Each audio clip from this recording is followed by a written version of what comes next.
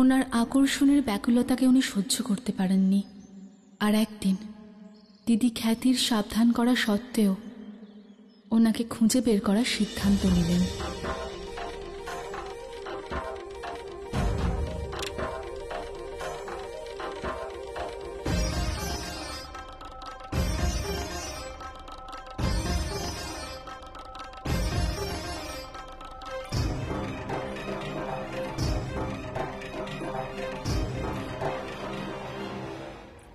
বাবা, স্নেহের বশে আপনি সতীকে একটু বেশি স্বাধীনতা দিয়ে রেখেছেন। বিষয়টা সেই রকম নয়। বাবা মা তাদের ছেলে মেয়েদের সমান চোখেই দেখে,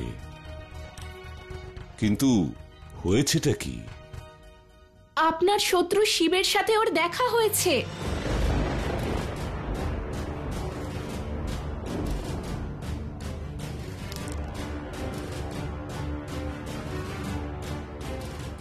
আর ও শিবকে খোঁজার জন্য বারবার হিমালয়ের জঙ্গলেও যায়।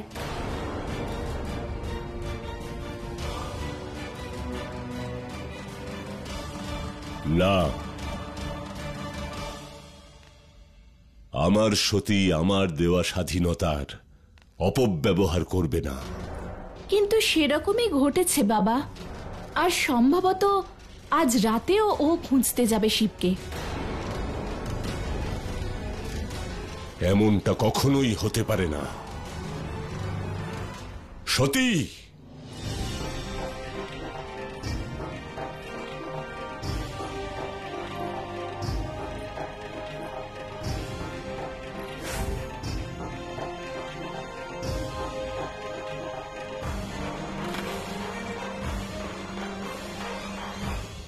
মা সতী,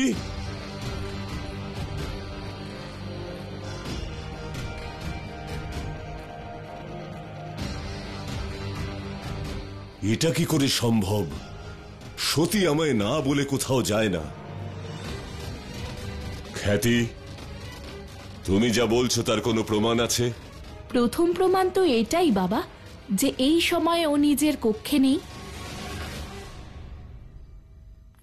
স্বামী, আপনি একটু ধৈর্য ধরে এই সংকটের বিচার করুন। সংকট নয়, এটা মহাসংকট। যেই মেয়েকে এত স্নেহ, শিক্ষা আর ভালোবাসায় বড় করেছি, আজ সে আমার বিনা অনুমতিতে ওই অঘরী শিবের সঙ্গে দেখা করতে গেছে।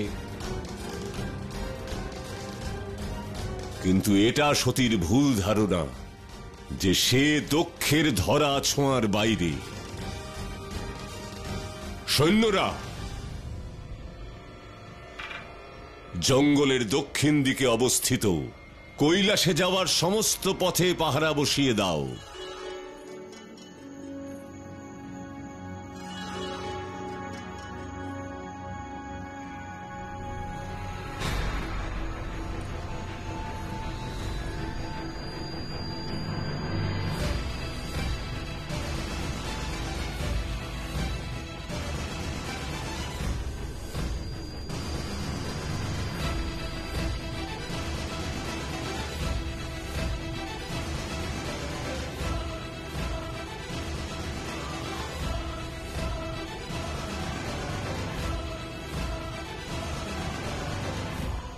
শিব, শিব, তুমি যেই হও না কেন, ভ্রম বা মায়া, সামনে এসো, সামনে এসো।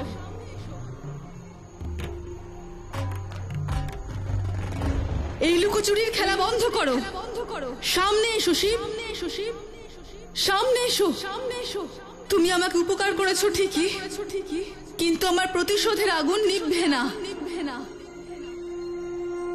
তোমাকে সতীর মুখোমুখি আসতেই হবে। সামনে এসো, সামনে এসো। কি হলো, কি হলো? এখনো লুকিয়ে আছো কেন? তুমি কি আমাকে ভয় পাচ্ছ? বলো, বলো। সামনে এসো, সামনে এসো, সামনে এসো শিব, এসো শিব।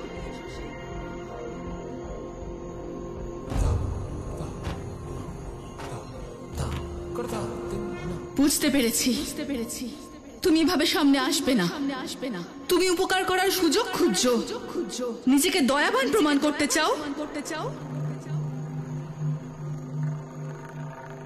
ঠিক আছে, দেবো আমি তোমায় সুযোগ।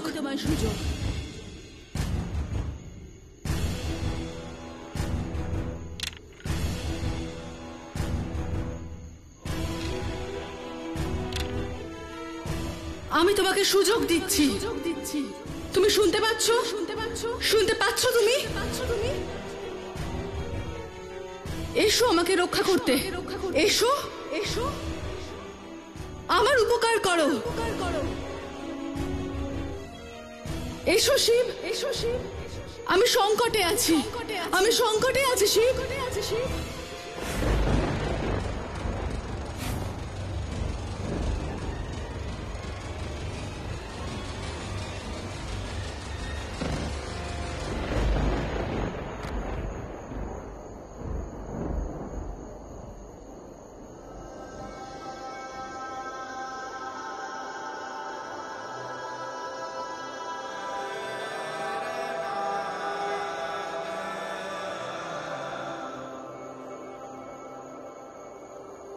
প্রতিবারের মতো তাদের আবার মিলন হয়, কিন্তু এইবার শিব সংসারের ওপর বিরক্ত ছিলেন। ওনার হৃদয় ব্যথায় পরিপূর্ণ ছিল, আর সতীর মন প্রতিশোধের আগুনে।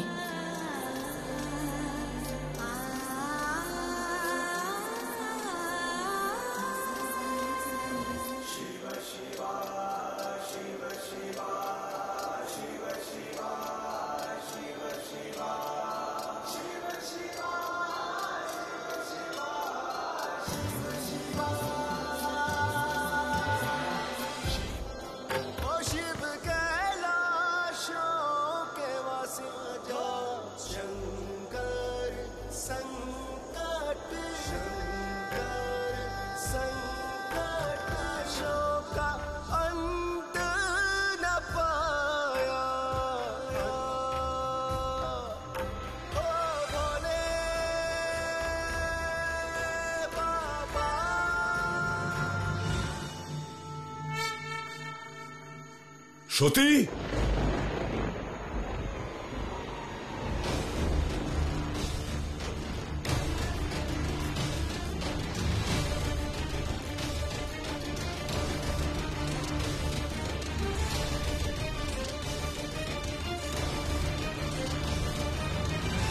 কাপালিক শিব প্রজাপতি দক্ষ তোমায় সাবধান করছে, আমার সতীর যেন কিছু না হয়। ওর থেকে দূরে থাকো।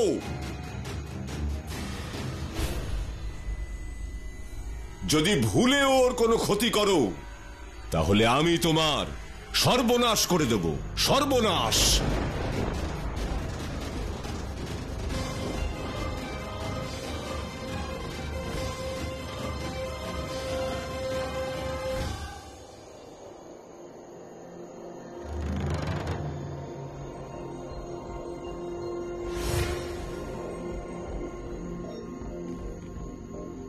সতী মা,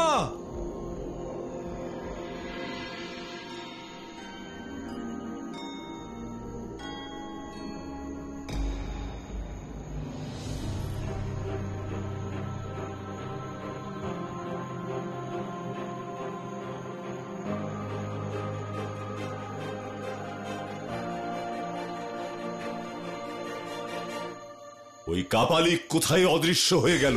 কোথায় তুমি? কোথায় চলে গেলে আমার ভয়েতে?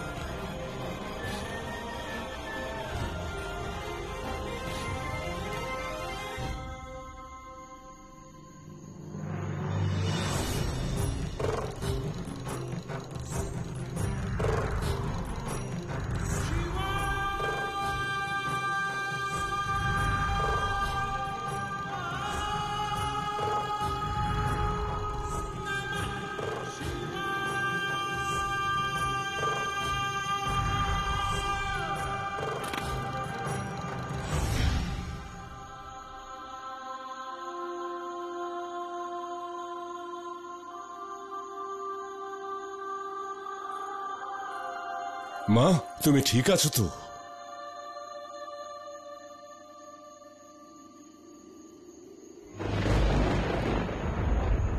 প্রজাপতি দক্ষ,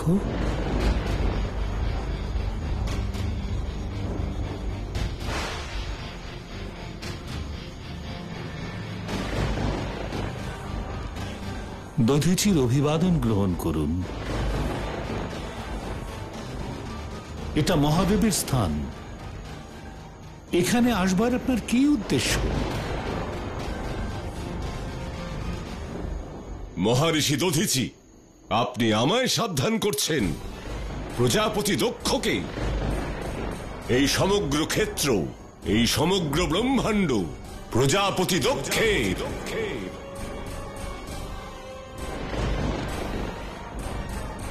আপনি ভুলে যাচ্ছেন আপনার সাম্রাজ্য ত্রিদেবের নির্ধারিত সাম্রাজ্যের পর থেকে শুরু হয়। এটাই শুভ হবে। আপনি যত শীঘ্র সম্ভব এখান থেকে চলে যান।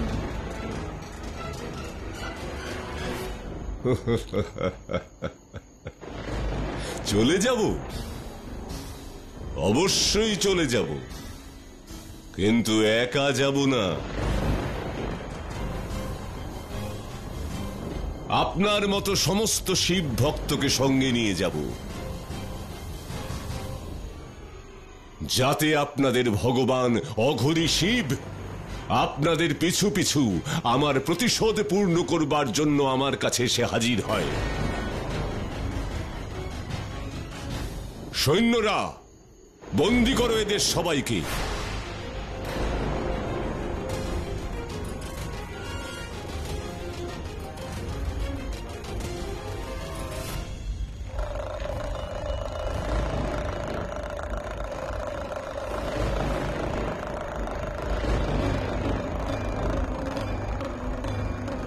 হর হর মহাদেব, হর হর মহাদেব, হর হর মহাদেব, হর হর মহাদেব, হর হর মহাদেব, হর হর মহাদেব। বন্ধ করুন এই চিৎকার, বন্ধ করুন। আমি জানি আপনাদের প্রতারক শিবের আসল রূপ কি। জানি সে একজন মায়াবী শক্তির অধিকারী, কিন্তু তাতে আমি ভয় ভীত নই। কাপালিক, ব্রহ্মার পুত্র আমি, আর আমি ব্রহ্মাপুত্র প্রজাপতি দক্ষ। সতর্ক করছি, যদি সাহস থাকে তাহলে সামনে এসো।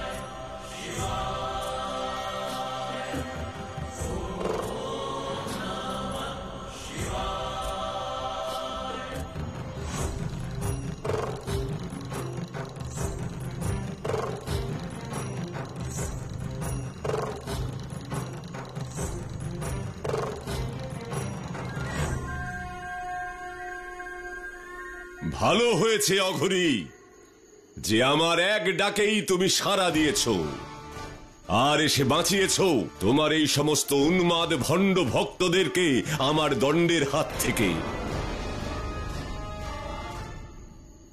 আপনি প্রজাপতি দক্ষ,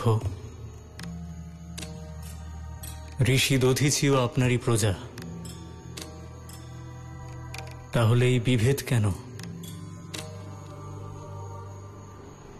আমার এটা আদেশ যে তুমি এই ক্ষেত্র ছেড়ে এক্ষুনি এখান থেকে চলে যাও।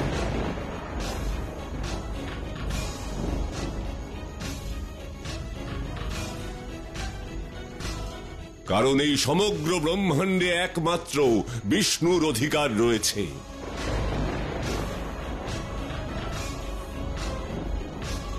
আর অধিকার রয়েছে ব্রহ্মাপুত্র দক্ষের।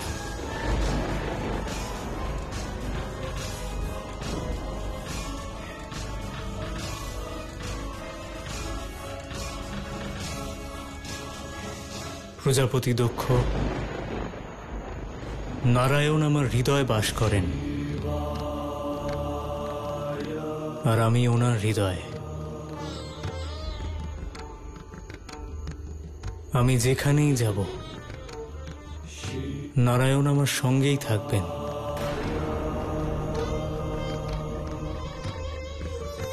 তাহলে এবার আপনিই বলুন প্রজাপতি, কোথায় যাব আমি, যেখানে নারায়ণের অধিকার নেই? যেখানে খুশি যাও, কিন্তু আমার অধিকারে থাকা ক্ষেত্রকে ছেড়ে চলে যাও। নশ্বরতার অধিকারের অহংকার ব্যর্থ প্রজাপতি, বুদ্ধিহীনতা। কালের সাথে সাথে সব মুছে যায়, নষ্ট হয়ে যায়। শ্মশান যার কাছে প্রিয়, সে নষ্ট বিনষ্টের অতিরিক্ত আর কি বলতে পারে?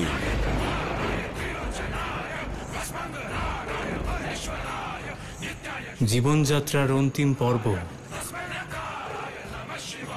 একমাত্র শ্মশান, যেখানে হয় পরম মিলন।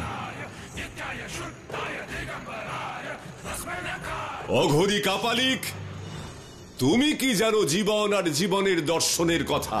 জীবনের মর্যাদা, জীবনের অনুশাসন, এই সমস্ত নিয়ম আমি তৈরি করেছি। আমি। প্রজাপতি দক্ষ ভ্রম তৃষ্ণার্ত করে তোলে, আর সত্য দায়িত্ববান।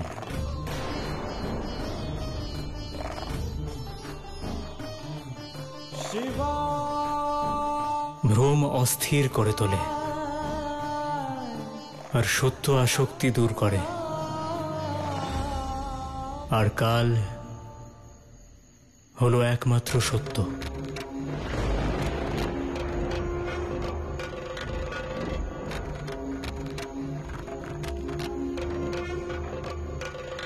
আমি সেই কাল।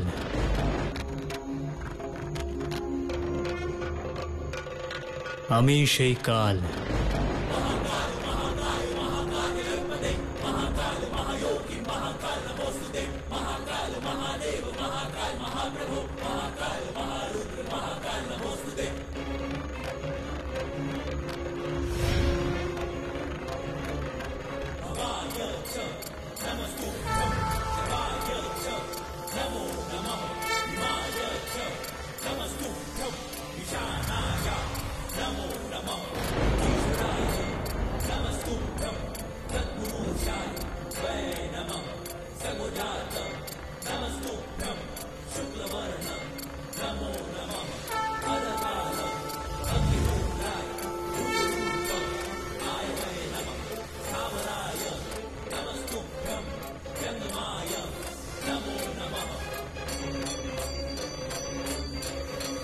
हर हर महादेव, हर हर महादेव, हर हर महादेव, हर हर महादेव, हर हर महादेव, हर हर महादेव। আর সেদিন প্রথমবার সতী বুঝতে পারলেন, তার বাবার কটু ব্যবহারের পরেও শিব একটুও ক্রুদ্ধ হননি। যেন উনি ভালো মন্দ এই সমস্ত কিছুর ঊর্ধ্বে। সম্মান পাওয়ার ইচ্ছা এবং অপমানের কুণ্ঠা কিছুই ওনাকে ছুঁতে পারে না।